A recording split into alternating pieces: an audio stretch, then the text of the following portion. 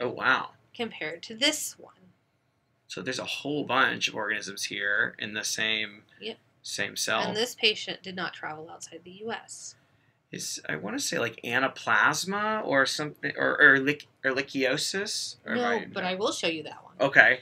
It's been a long time, as you can tell, since I've thought about. Maybe I should have studied before making this video. No, this is more fun. Okay. So there are some things here I want to point out. There are ring forms outside the red cell, which you don't really see in malaria.